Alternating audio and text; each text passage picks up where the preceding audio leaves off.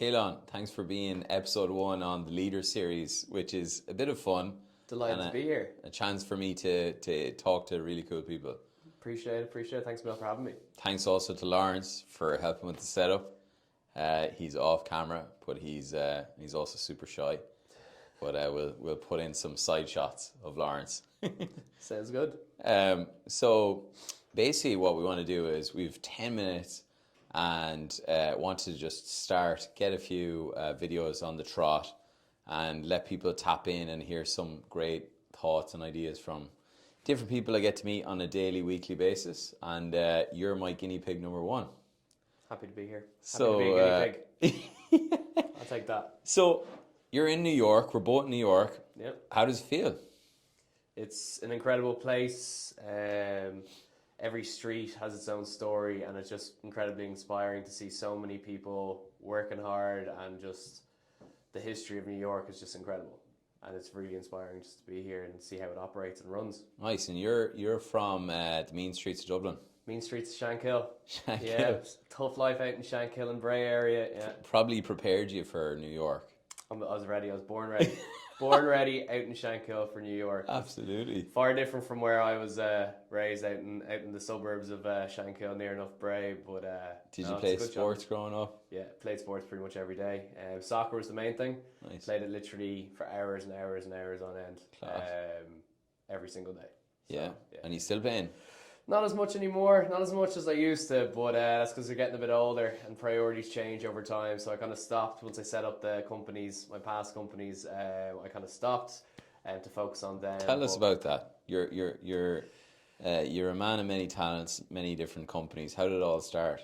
So I was backpacking around Thailand, and I came across a street food technique called rolled ice cream, and I thought it was really cool, really awesome, very captivating.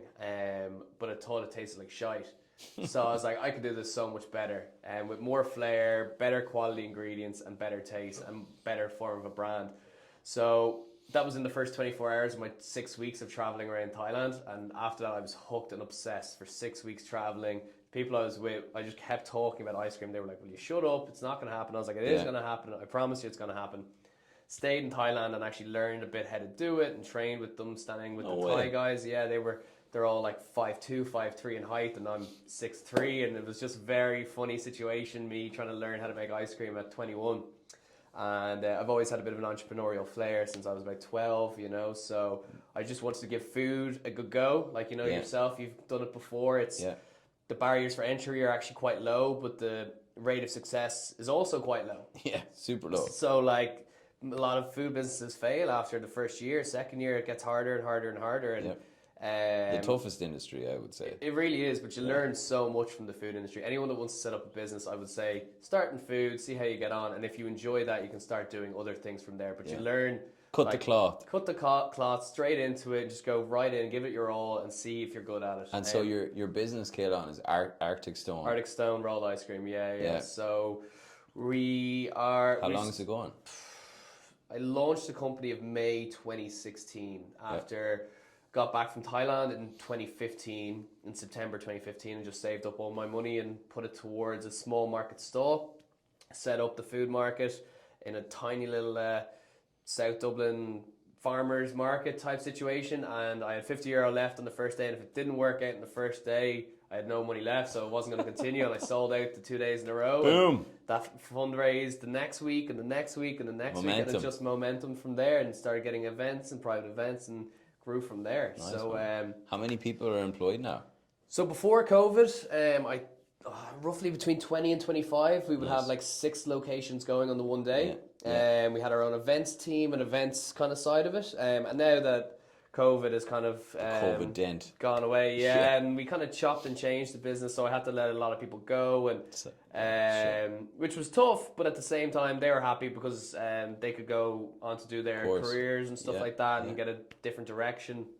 But it was a good learning curve because it made you think on your feet, and you have to always, it kind of stood to me that when your back is against the wall, you have to innovate your way out of a problem. You can't just throw up the hands, throw in the towel, and give up and go home, you know. Yeah, that resonates. Like great captains are made in rough seas, right? Exactly. And COVID is probably the toughest of all seas when it comes to food industry and the events industry as well. The events industry was the first to close and the last to reopen. So I'm saying that over 60% of our revenue was events. Specifically in Ireland. Yeah. Specifically in Ireland. Yeah. So COVID came, went, destroyed all events, and that was majority, over 60% of my business. Yeah, but you bounced back pretty well. Bounced back, and we innovated and brought out our own retail line, launched with Ireland's largest supermarket. Love it.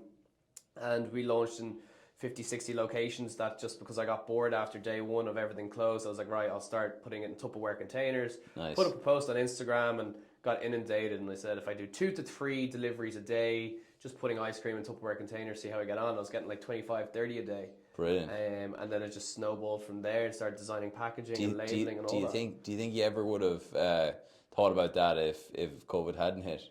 I had thought about retail before. But it gave the push, right? It gave the push, and I put it on the back burner. I had pitched it a few times in retail, and it's just such a hard market to crack. Yeah. And I wouldn't have been able to put my full focus on it if it wasn't for COVID, because I didn't have the events taking my distraction and looking after 20 odd staff. So I put my full focus on designing it and doing the retail line, doing all the stuff, the red tape stuff that you need to do to launch a retail product, and eventually got there and then worked with Dunn Stores and all these places and launched in 50, 60 locations across Ireland. So nice. And that kept us afloat. Give me a taste of like the flavors. What are the best sellers?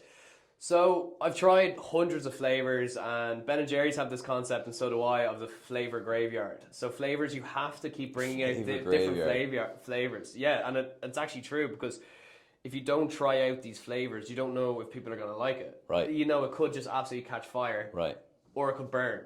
Like, you know, so I'm just like, and go down. So it's just trial and error. Flavor-wise, we've tried outrageous things like red wine and chocolate, which just didn't work. I thought it would work because, you know, they go red wine and chocolate ice cream. Yeah. Wow. I thought it was nice, and we've tried juniper berry and gin, rose petal, and like all these and vodka, like different combinations. And tell me, Caolan, like you look in great shape, and you're a flavor tester for your own ice cream company.